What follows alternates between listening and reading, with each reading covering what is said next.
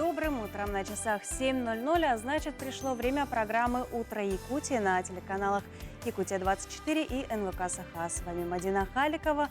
И я, и мои коллеги сегодня подготовили для вас очень много интересного.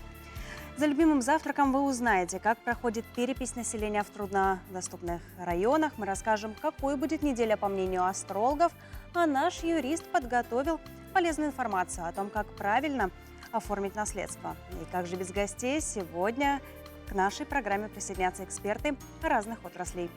Напоминаю, что мы работаем в прямом эфире и ждем от вас обратной связи. Сообщения, вопросы экспертам, поздравления вы можете присылать нам на WhatsApp номер 8 914 2 73 44 88. Он указан на экране. Также заходите на нашу страничку в Instagram «Утро Якутии». И там подписывайтесь, ставьте лайки, оставляйте комментарии. Мы все читаем. Конечно же, в начале рабочего дня мы расскажем вам коротко о погоде.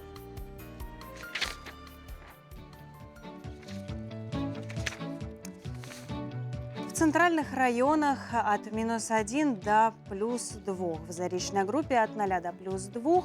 В южных от 0 до -1. В Вилюйской группе 10 градусов ниже 0 до +1. В Нижнеленских от 0 до 2 градусов тепла. В западных от -2 до +4. В Колымо-Индигирской группе Улусов от -4 до +2 градусов. В Янских 3,1 ниже 0. На северо-западе от -3 до +1. В Якутске температура воздуха на 6 утра 2 градуса тепла. Атмосферное давление 746 миллиметров ртутного столба. Ветер западный, северо-западный 4 метра в секунду. Сегодня днем преимущественно без осадков. Ветер северо-западный 6-11 метров в секунду. Температура +6, +8 градусов.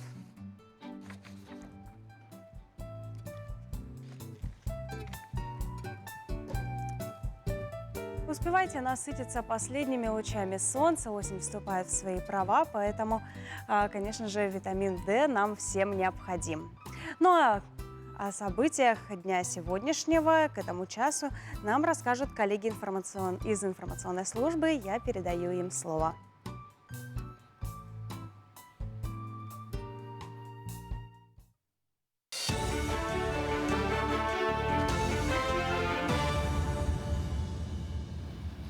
Доброе утро, Якутия! Вашему вниманию последние события к этому часу.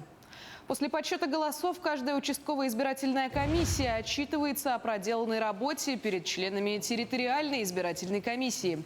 В столице региона подсчет голосов и сдача бюллетеней в территориальный избирком продолжился до глубокой ночи. По словам председателей участковых комиссий, в этом году активность населения выросла. Напомним, всего в Якутске в основной день голосования открылось 126 участковых избиркомов. В нем трудились более 1500 членов, а также около 800 наблюдателей от кандидатов и политических партий. А в списках значились более 200 тысяч избирателей. Процесс, он стандартный, он регламентирован законодательством. Участковые избирательные комиссии подводят результаты голосования у себя на участках. Территориальная избирательная комиссия осуществляет приемку протоколов. Вот здесь в малом зале как раз проходит такая приемка протоколов. У нас в соответствии с законом увеличены сводные таблицы территориальной избирательной комиссии. Участковые приезжают, заносят данные из протоколов. И затем производится приемка избирательной документации и сдача протоколов ГАЗ-выборы. На этой процедуре вправе присутствовать иные участники избирательного процесса, кандидаты, политические партии, доверенные лица. Вот у нас в зале сейчас тоже присутствуют кандидаты, которые баллотировались на должность. В настоящее время сдали протоколов, по-моему, около 30 комиссий. Мы их оперативно заносим в систему ГАЗ-выборов. Общественные наблюдатели, представители партии, а также эксперты и активные якутяне смогли наблюдать онлайн за ходом голосования в Центре общественного наблюдения. За время работы Центра наблюдатели отмечали лишь небольшие технические неисправности в видеотрансляции. Все они оперативно устранены. Серьезных нарушений в ходе голосования не зафиксировано. По словам наблюдателей, в Центре были созданы все условия. Большой экран, 20 отдельных выделенных мест с ноутбуками. Центр общественного наблюдения не завершит свою работу, пока не убедиться, что подсчет голосов будет произведен без нарушений. Во-первых, у нас работа была не только 3 дня самого голосования, но и была работа предварительная большая, совместно с партнерами, такими как Ростелеком, да, РЦИТ, ну и, конечно, ЦИК России, ЦИК РСЯ. Мы очень много провели работы по созданию этой общей системы видеонаблюдения. Вот я напомню, да, у нас что есть уровни. У нас сами УИКи на местах имеют разные представительства от партий.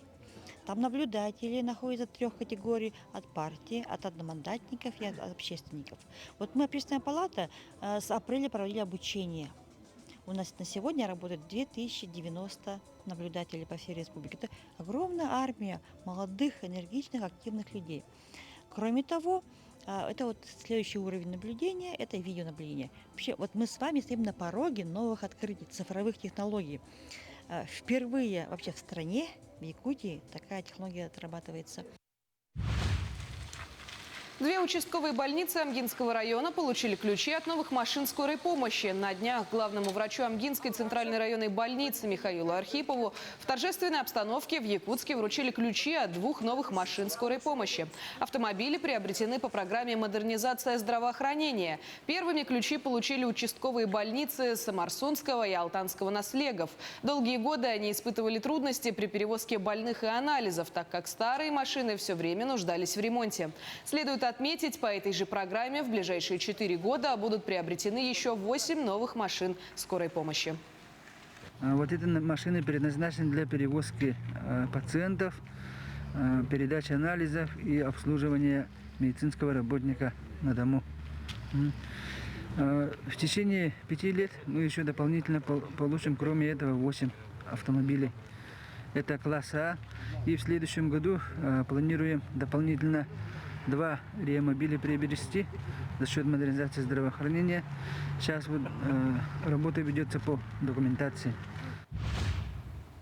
Картина якутского режиссера Владимира Мункуева «Нуча» участвует в основной конкурсной программе открытого российского кинофестиваля «Кинотавр». Мероприятие стартовало 18 сентября в Сочи и продлится до 25 сентября. Всего в основном конкурсе представлено 15 кинокартин. Фильм «Нуча» покажут в Зимнем театре 20 сентября. В основу сюжета легли произведения польского писателя и этнографа Вацлава Серашевского. Действие разворачивается в Якутской области в конце 19 века. Напомним, ранее фильм «Нуча» выиграл гран-при конкурса на международном кинофестивале в Карловых Варах. К этому часу это вся информация. Мадина, передаю вам слово. Спасибо большое, Надежда. Ну а мы продолжаем.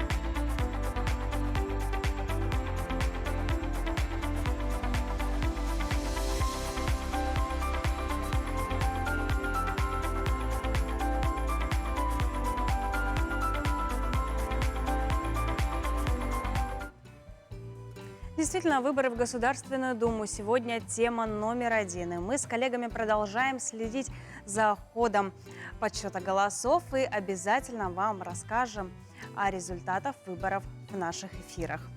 Ну а меньше чем через месяц нас ждет еще одно очень важное и масштабное событие.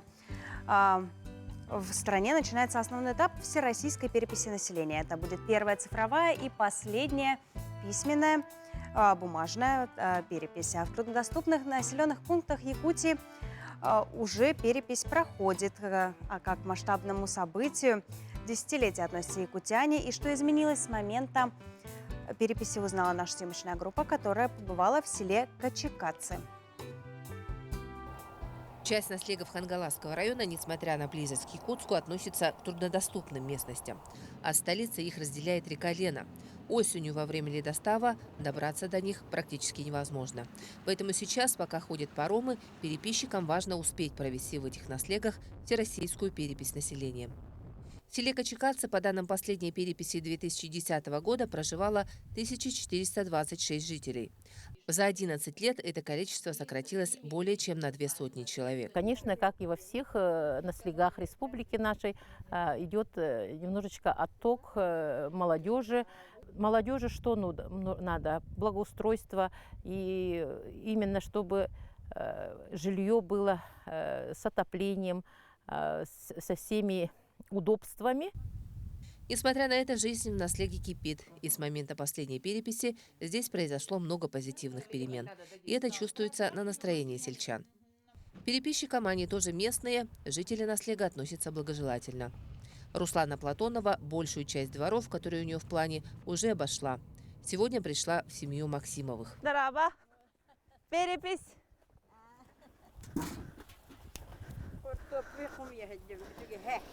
Переписчиков встречать очень хорошо, охотно отвечают на все вопросы.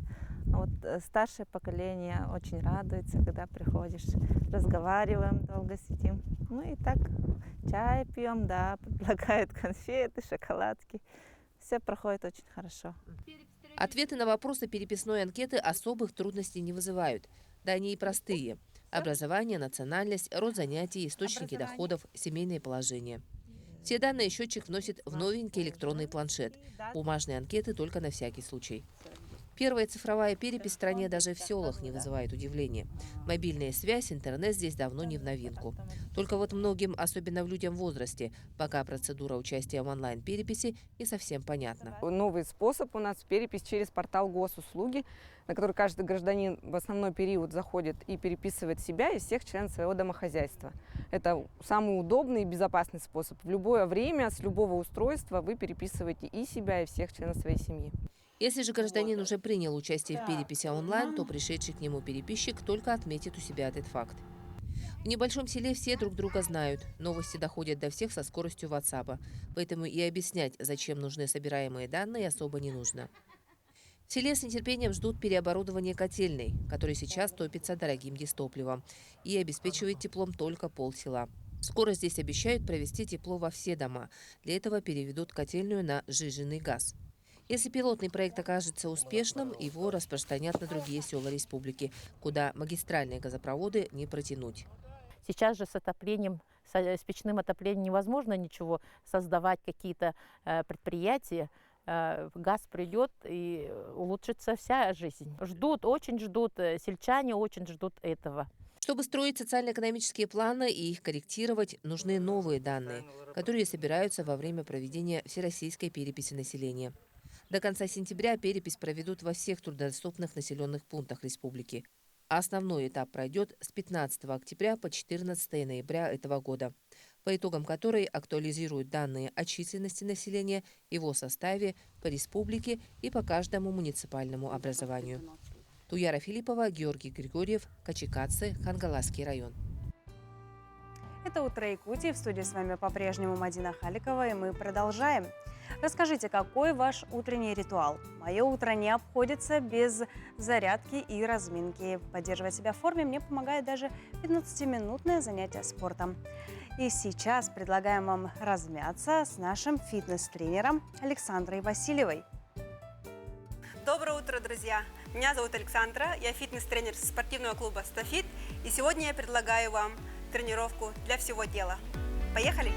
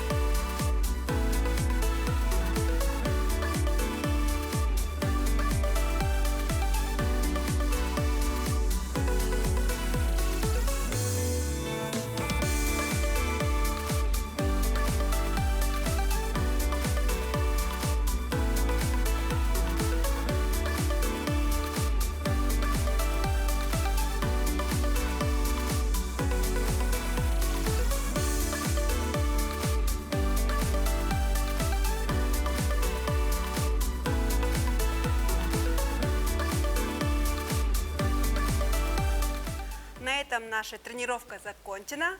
Всем отличного дня. Любите спорт.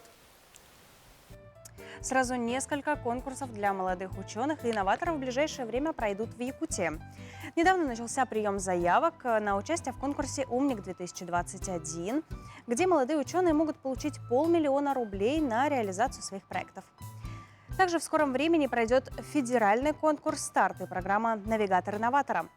О задачах конкурсов, об их участниках мы сегодня поговорим с гостем нашей студии Григорием Зориным, руководителем отдела привлечения инвестиций ГАО «Технопарк Якутия». Григорий Евгеньевич, доброе утро. Доброе утро. Рад, что пригласили. Григорий Евгеньевич, на прошлой неделе начался прием заявок на участие в конкурсе инновационных проектов «Умник-2021».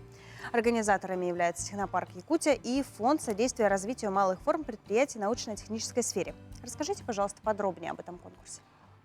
Данный конкурс, он всероссийский, он проводится уже не первый год. Технопарком Якутия просто в нашем регионе усилена работа по этому конкурсу вот практически с самого начала создания. Ну и по сей день, если считать, прошло примерно 116 победителей. Ежегодно участвовало порядка 60 участников. То есть это довольно много. Довольно много. Да. И учитывая то, что мы все время поддерживаем, ну, молодой ученый, понятие растяжимое. В принципе, каждый студент – это ученый. Наверняка. Да, и поэтому, если мы смотрим по направлениям, информационные технологии, которые сейчас у нас очень модные, биотехнологии, которые стали у нас, ну, в связи с этой ситуацией еще больше приобрели актуальность, новые приборы, химические как бы технологии. Вот, и все это поддерживается этой программой. С заполнением заявок на эту программу помогает вот мой отдел. Насколько нам известно, конкурс проводится уже, вот вы сказали, что не первый год. И насколько активно участвуют в этих конкурсах и в грантах? На удивление, несмотря на то, что у нас не такое большое население, в принципе, фондом содействия инноваций отмечается всегда высокая активность, поэтому у нас есть региональный представитель непосредственно. Сейчас это директор Технопарка Якутия Габышев Петр Петрович, а до этого был Анатолий Скалонович, который сейчас является министром. Вот, и до сих пор успешно мы проводим два полуфинала. Это бывает весенний, летний, и, в зависимости от того, как бывает удобно, и вот осенний, и потом финал. А вы можете вспомнить вот какие-то реализованные уже проекты? Ну, в принципе, что вот можно потрогать на практике и увидеть? В принципе, скажу так, да, ни для кого не секрет, что вообще стартапная деятельность, она сложная, тем более учитывая и наш ковидный год. И непосредственно мы стараемся помогать каждому стартапу. И сейчас данная программа, это связка программ, то есть рассчитана на то, что будет взращиваться предприниматель. Вот. А по идее, что потрогать, в принципе, можете открыть сайт, вот, Технопарк Якутия, там перечислены предприятия, которые сейчас участвуют, и где-то порядка 25% от этих предприятий это те, кто был поддержан данным умником. Просто если я начну рассказывать о каждом, я заберу весь эфир данной передачи. Понятно. Также в Якутии большой интерес среди молодых ученых и инноваторов вызывает федеральный конкурс «Старт» Фонда содействия инновациям. В чем его особенности? Смотрите, по идее, сначала идет умник, потом после прохождения умника 500 тысяч, то есть проходит срок становления самой идеи до ее реализации. Зачастую человек получает деньги за диплом. Это очень как-то интересно. И дальше он может подать заявку на старт. Там уже 3 миллиона. То есть в чем... Это хорошая, существенная уже сумма. Да, то есть в сумме, если сложить, это 3 миллиона 500. Поддержка, федеральная поддержка. Но здесь уже надо организовывать предприятия, нанимать на работу людей и, в принципе, вести деятельность. Данные деньги тратятся на закупку материалов, на сырье, и оплату работы непосредственно. К слову, в Якутии впервые проводят преакселерационную программу «Навигатор-инноватора». Сколько участников в программе и какие мероприятия запланированы в ближайшее время и вообще на период конкурса? Да, вообще этот конкурс, то есть, ну, это программа, то есть это учебная программа, да, конкурс, это то, что мы обсуждали ранее. Единственный приз, который получат участники, это знания. Вот.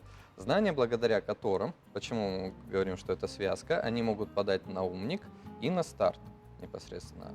А данная программа проводится Сколково, то есть открытым университетом. Вот.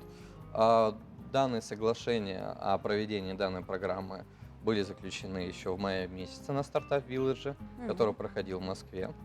Было подано порядка 191 заявки на участие, и, в принципе, отобрано тоже вот порядка 128 участников. Ну и, в принципе, тоже тут будет потом небольшой отбор, ну, где-то примерно до 50. Вот. И все они получат знания, потом сертификаты о получении этого знания. И в чем еще особенность, что программа «Умник», ну, претерпела изменения, и там тоже заложена преакселерационная программа. И если ранее данные умники проходили эту преакселерационную программу в других регионах, ну, в качестве онлайн, то у них есть живая возможность пройти ее сейчас. Данная программа идет, вот, будет идти 4 дня, сейчас идет командное образование, то есть она началась 17 числа. Вот. И в результате этой программы, возможно, даже у одиночки может появиться небольшая команда, и в течение где-то 4 дней интенсива, то есть специалист технопарка Якутия, там бизнес-инкубатора «Орех», вот непосредственно, ну и открытого университета Сколково, в виде спикеров будет прокачивать знания молодых инноваторов. Вы уже упомянули фонд Сколково, и Технопарк Якутия является региональным оператором этого фонда. Собственно, какие преимущества дает статус оператора? Расскажите, пожалуйста, подробнее. Да, уже данный статус закреплен за нами уже как 2-й год. Также являюсь куратором Сколково от Технопарка Якутия. И скажу, да, что в период той же пандемии, довольно тяжелый период для любого стартапа, мы получили очень хорошую поддержку фонда Сколково. И на сегодняшний момент у нас 11 предприятий. А я хочу заметить, что всего по России, если мне не изменяет память, там 3018 предприятий, но оно пополняется, но это всего по всей России, которые получают сколковские льготы. То есть Сколково — это большой федеральный закон, ну, помимо этого. Да. То есть что дает резиденту? Это НДС нулевой, ставка на прибыль нулевая, ставка на имущество нулевая, и по взносам только страховые — это 14%, и еще возмещение таможенных пошлин, ну, порядка 100%. Плюс еще выдаются, ну, на сегодняшний момент это микрогранты 1,5 миллиона на доведение испытаний ну, своего продукта на центры коллективного пользования. В принципе, он в скором времени должен появиться у нас тоже. Один стартап, он с СФУ, в принципе. И, ну да, ни для кого не секрет, что, в принципе, на создание того же прототипа, той же там программы или, ну, то, что можно потрогать, как мы говорим, тратится очень много денег. Чтобы доведение вот даже того планшета, который лежит у вас на столе, который, ну, вот сейчас в среднем вот где-то 25 тысяч, было потрачено на самом деле миллионы долларов, чтобы они как бы продавались. В нашем же случае данная поддержка буквально начинающему предприятию, что вот практически, ну, не имея определенного капитала, уже он получает поддержку, потому что была доказана научность данного проекта фондом Сколково. Это очень хорошо, ну, стороны. Что дает непосредственно этот статус технопарку? Это прямая связь с Москвой. Не поверьте, я уже живу, в принципе, по московскому режиму. Вот. То есть у меня рабочий день стал больше, чему я несказанно рад. Понятно. Григорий Евгеньевич, пожалуйста, расскажите, собственно, как подать заявки на конкурс, куда обращаться, что нужно делать. Расскажите это нашим зрителям, я думаю, им очень интересно. Непосредственно, да, вот как я говорил ранее, все конкурсы связаны и выделен специальный отдел от 2018 года, с которым я работаю, отдел привлечения инвестиций. Вы можете обращаться непосредственно ко мне, я открыт для общения, ну и к моему коллеге тоже, ну вообще к нашему отделу. 809 кабинет. Номера телефонов, Да. электронная почта. Расскажите нам. Все есть на сайте технопарка. Непосредственно можете звонить, записываться на прием, мы всегда открыты в рабочие дни. И в чем еще наша особенность? То, что это не все конкурсы, которым занимается технопарк Якутия. То есть, так как особенность конкурсов, они появляются, то есть, в разных местах и довольно хаотично, то мы их подбираем соответственно вашему проекту. И в чем еще такая особенность, что вы можете нас считать как членами вашей команды. Серьезно? Да, то есть вы можете с нами, то есть То есть всегда можно обратиться за помощью. Да, то есть любой резидент, который прошел там тоже наш отбор непосредственно, это тоже очень важно. Конечно, к нам можно обращаться не только резидентам, но мы всегда советуем сначала пройти определенные этапы, потому что это все помогает. То есть, да, любой резидент ко мне может обратиться, зайти, и мы с ним будем общаться и делать что-то вроде мозгового штурма. Спасибо вам большое. Я напомню, что в студии был Григорий Зорин, руководитель отдела привлечения инвестиций Якутского технопарка. И, конечно же, технологии, инновации, наука не стоят на месте. И давайте признаемся, что мы сами не прочь заглянуть в будущее. И в этом нам помогают звезды. Что готовит нам грядущая неделя, расскажут наши астрологи.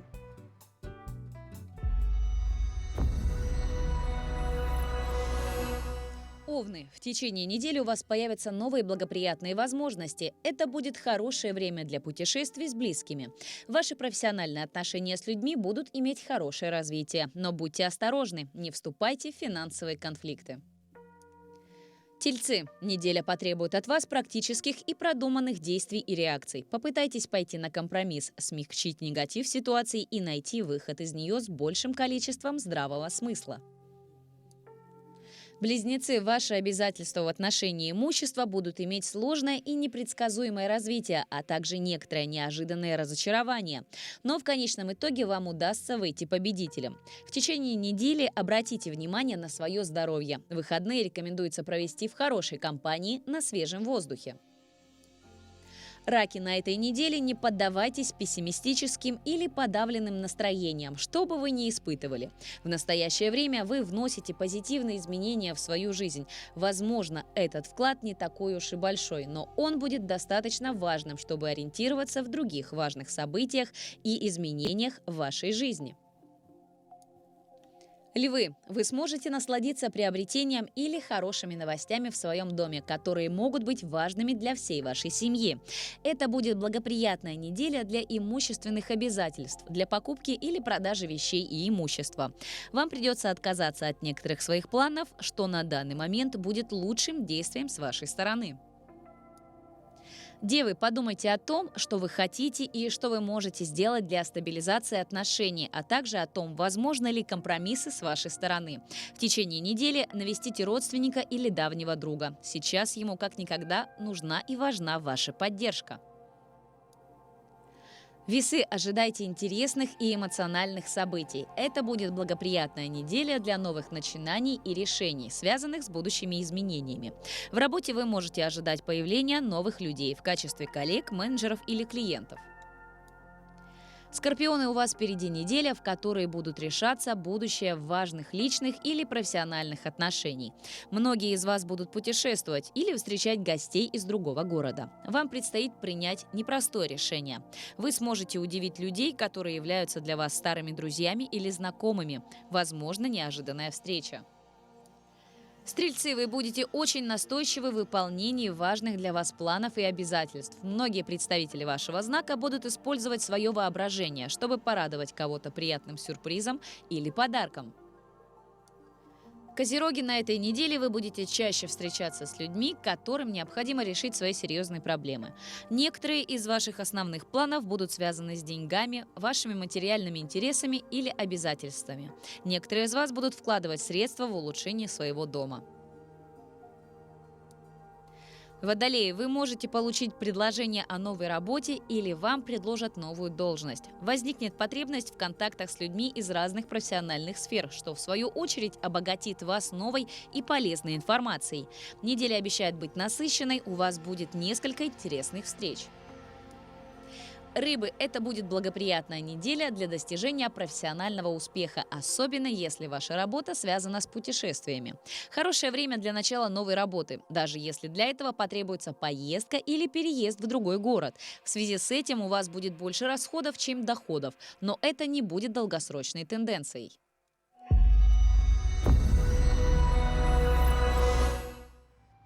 Доброе утро! Это «Утро Якутии» на каналах Якутия-24 и НВК Саха. Я приветствую вас, и если вы только что включили свои телевизоры, располагайтесь поудобнее. Я напоминаю, что мы работаем в прямом эфире и ждем ваших сообщений. Их вы можете отправить нам в WhatsApp на номер 8 914 2 73 44 88. Ни одно послание не останется без внимания. Мы читаем все. Кроме того, у нас есть Инстаграм. Заходите и вбивайте в поиске «Утро Якутии». Присылайте свои фотографии, подписывайтесь, ставьте лайки, оставляйте комментарии. Мы ценим каждого. Итак, мы продолжаем наш эфир. И сейчас хочу зачитать сообщение, которое нам прислали из Чурапчи. Там выпал первый снег. И мы хотим вам сказать, что осень, конечно же, уже вступила в свои права, и мы можем собрать ваши фотографии. Присылайте их нам в WhatsApp, присылайте их нам в наш Instagram. И, конечно же, мы все это покажем здесь в прямом эфире. Сейчас переходим в нашу информационную службу. Коллеги готовы рассказать о самых последних новостях.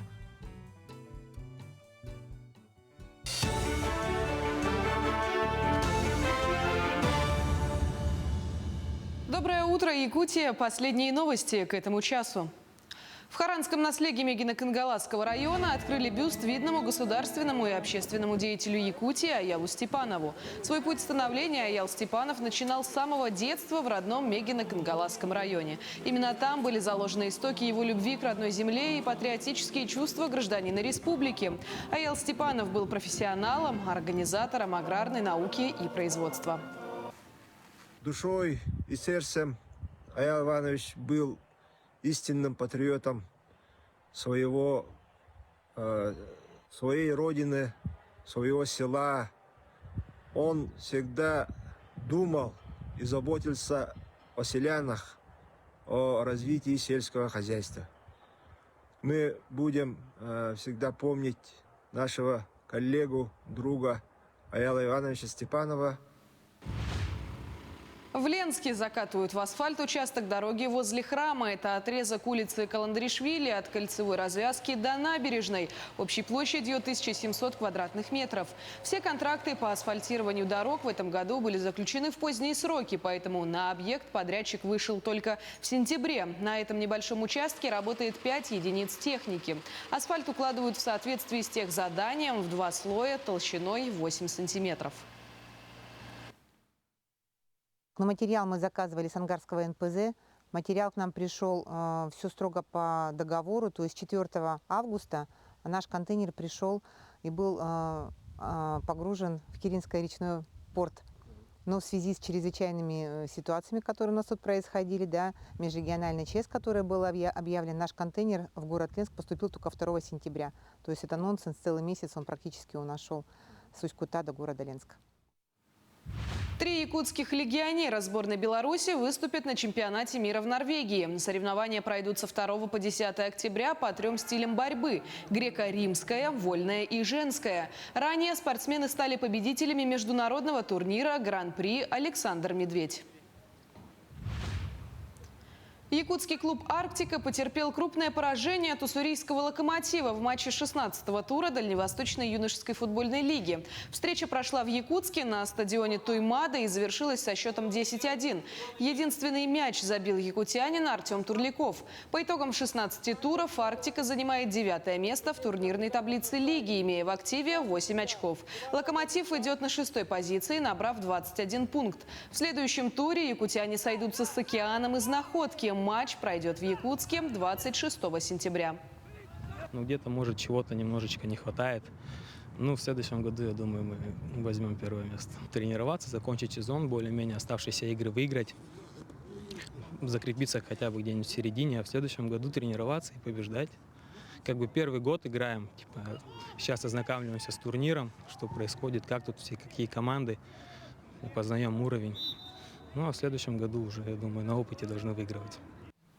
К этому часу это все новости. Мадина, передаю вам слово.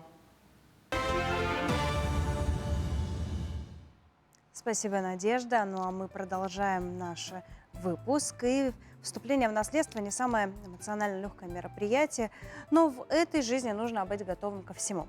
На что обратить внимание с юридической точки зрения при вступлении в наследство, расскажет наш юрист, ему слово. Доброе утро. Сегодня у нас тема наследства, то есть каким образом это все оформляется. Понятно, что сразу человек не может собраться с мыслями, чтобы обратиться и оформить все документы, но это необходимо успеть сделать в течение 6 месяцев. Открываем наследственное дело мы у нотариуса. Значит, наследство можно будет получить по закону, то есть это у нас наследники первой и второй очереди, в зависимости от того, кто есть. Это первая очередь это дети, супруги, родители, вторая очередь это братья, сестры, дедушки, бабушки, да? По завещанию и с 2019 года по наследственному договору. Но зачастую у нас люди пока еще завещание не всегда оформляют, поэтому поговорим о том, как это делается по закону. Значит, в течение 6 месяцев после получения свидетельства о смерти, после смерти наследодателя, мы идем со следующими документами. Чтобы не возникало дополнительных сложностей, мы берем с собой документы, подтверждающие наше родство, что мы имеем право на наследство, да, то есть это свидетельство о рождении, это свидетельство о браке или иные документы, подтверждающие, что это вам близкий родной человек. Мы берем, естественно, паспорт и желательно свидетельство о смерти, потому что нотариусу нужно видеть, что есть основания для открытия наследства. Нотариус выбирается в некоторых случаях любой, да. Если дело уже у какого-то нотариуса открыто, можно через нотариальную палату уточнить, то есть к какому нотариусу относится по месту регистрации данное дело, да, месту регистрации именно умершего, да, и к этому нотариусу мы обращаемся. Если вы не знаете, да, вас не обладаете данными, вас много, и вы не уточняли, кто из наследников уже обратился, вы можете обратиться к любому нотариусу, и вам скажут, открыто ли у какой-то нотариальной конторе дело. Приходим, пишем 2 заявления. Формы заявления имеются, естественно, у нотариуса. Это об открытии наследственного дела и о принятии вами наследства.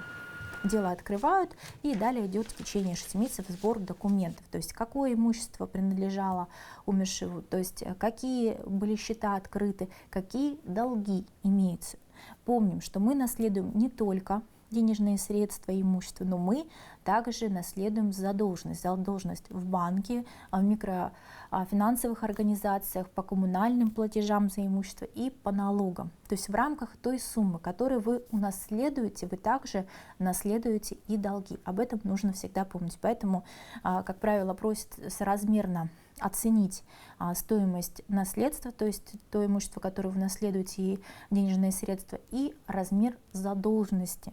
И если они непропорциональны, возможно, имеет смысл отказаться от наследования. Будьте внимательны, уточняйте, нет ли иных документов, то есть не оформлен договор по наследованию, нет ли завещания. Это все можно также у нотариуса уточнить.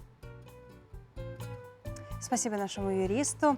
Ровно 75 лет назад, 20 сентября 1946 года, состоялось открытие первого Каннского кинофестиваля. На конкурс было представлено 46 фильмов. 11 из них получили главную награду – Гран-при кинофестиваля. От СССР приз получила картина «Великий перелом».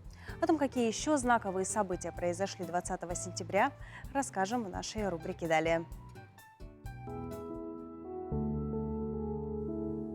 На календаре 20 сентября. Сегодня отмечают Всемирный день риса, День пиццы пепперони, День общественно полезного человека, День устраивания спонтанных чаепитий и Международный день летучих мышей. Из профессиональных праздников сегодня отмечают День рекрутера. Это праздник сотрудников, которые оказывают услуги по профессиональному подбору кадров. По народному календарю в эту дату чтут память преподобного Луки Каппадокийского, игумена Глубокореченского. В народе этот праздник посвящают луку. Люди начинают сбор урожая. До этого дня лук нового урожая не принято употреблять в пищу. В праздник хозяйки готовят блюда из красного и фиолетового репчатого лука. Также следили за приметами. Если на луке много шелухи, то погода будет морозной. События в этот день. В 1792 году во Франции разрешены разводы. В этот день в Санкт-Петербурге основана первая в России консерватория. В Петербурге открылись высшие бестужевские курсы, первый в России женский университет. Советский ледокол «Литки» завершил первое плавание Северным морским путем, совершенное за одну навигацию. В этот день родились Фадей Беллинсгаузен, русский мореплаватель, адмирал. Сид Чаплин, английский писатель. Григорий Пажинян, советский и российский поэт, писатель. Софи Лорен, итальянская актриса, певица, обладательница премии «Оскар». Джордж Мартин, американский писатель, сценарист, продюсер. Именины в этот день отмечают Ян, Степан, Сава, Петр, Николай, Михаил, Макар, Лука, Лев, Иван, Евгений, Григорий, Василий, Андрей, Александр. Это «Утро Якутии». Я присоединяюсь к поздравлениям и всех именинников сегодня с днем рождения. Сейчас мы сделаем небольшой перерыв и вновь к вам вернемся. И продолжим все наши... Оставайтесь с нами, не переключайтесь.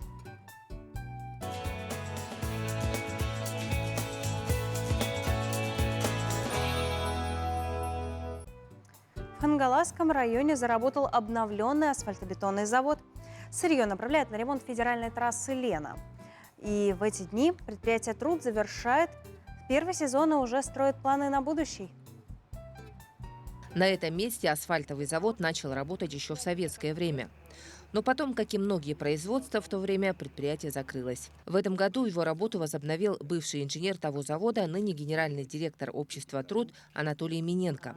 Закупили асфальтобетонную установку российско-итальянского производства, и 1 августа завод выдал первый асфальт. Единственный оператор завода Иван Федоров не без гордости показывает нам новое оборудование. Пойдемте в операторскую. Оборудование Siemens. Немецкая, работает безукоризненно. Вот управляется вот программа, запускается все с кнопочек. Ну, допустим, можно запустить грохот, погреметь, да, вот там наверху. Вот, я его запустил, видите, башня затряслась. Там сейчас, допустим, должен рассев. Элеватор можно запустить вот туда наверх. Вот бочку можно покрутить. Все крутится, вертится. Несмотря на то, что завод запустился позже запланированного срока из-за задержек поставок по железной дороге, сезонный план выпуска продукции, по заверению руководства предприятия, на днях выполнит. Качеством продукции производители довольны. Здесь сплошная электроника. Работаем, на кнопочку нажал и строго дозирует. Ну не обманешь ты его туда там присыпать того, не досыпать этого и так далее.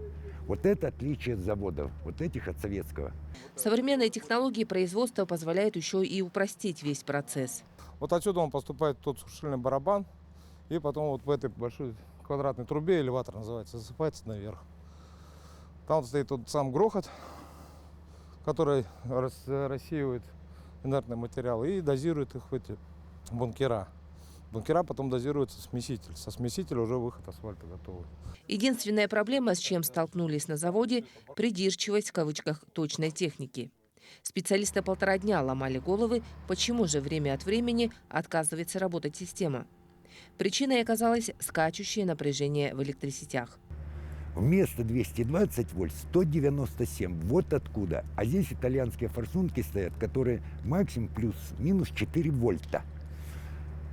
Мы и протирали салфеточками туда-сюда, пока не дошли.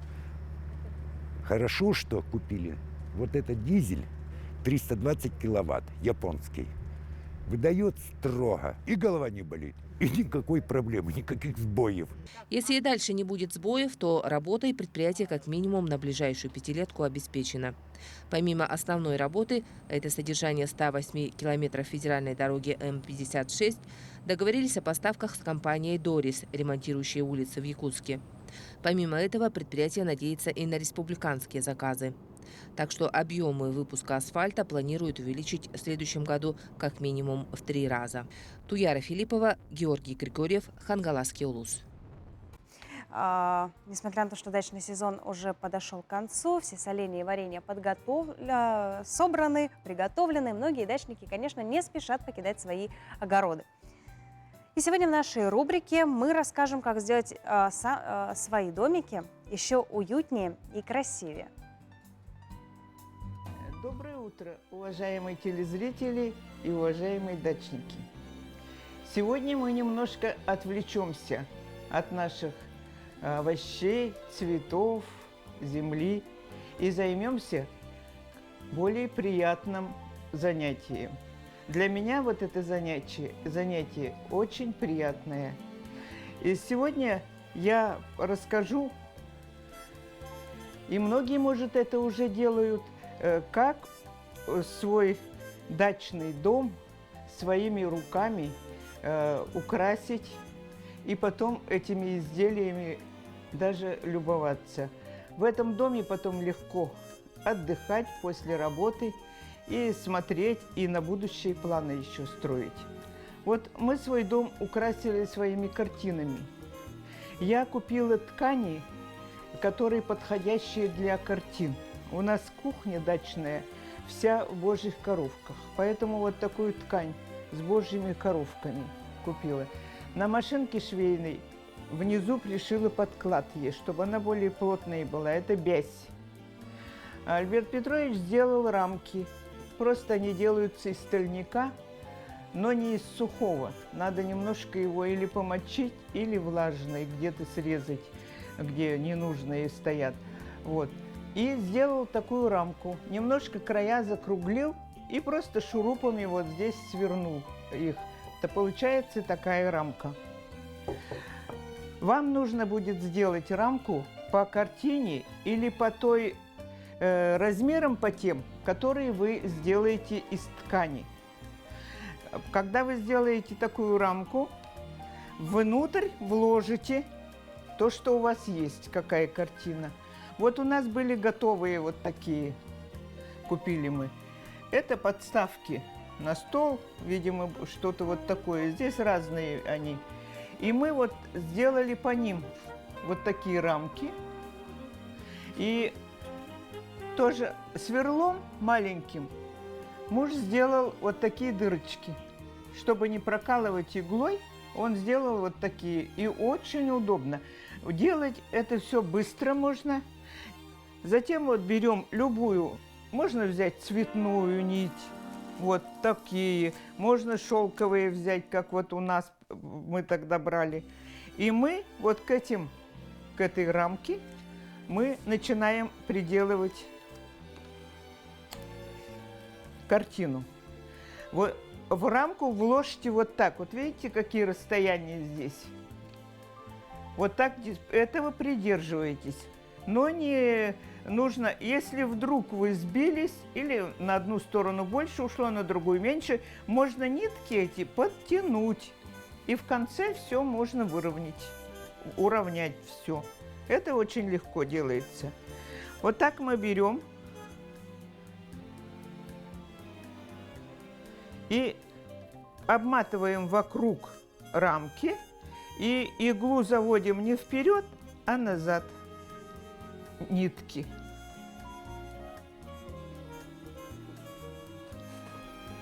И втыкаем опять в дырочку.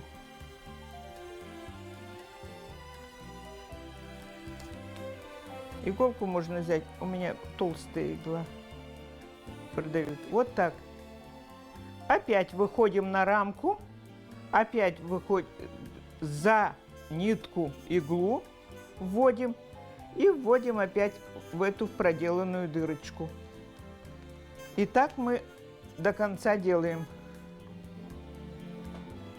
И в итоге, когда вы сделаете вот вокруг все, уравняете все края, вот эти все должны быть одинаковыми у вас. Здесь можете тоже вот так вот поправить, чтобы было ровно. И у вас будет готовая вот такая картина. Ее просто очень легко вешать. 2 гвоздика или 2 шурупа. И на любом расстоянии, где они будут, можно уравновесить ее, эту картину.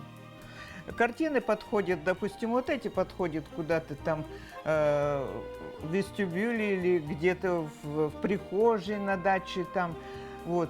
А вот такие картинки рядом можно сделать. Вот смотрите, такая же и такая же картинка от березы. Можно маленькую сделать, вот такую картину между ними. Лестницу можно так украсить, вот как мы сделали. Вот ветка сосны. Допустим, вот так вот сделать. И получается, вот у нас на лестнице это так, вот так. И получается, конечно, очень хорошо смотрится. Вот. И все своими руками.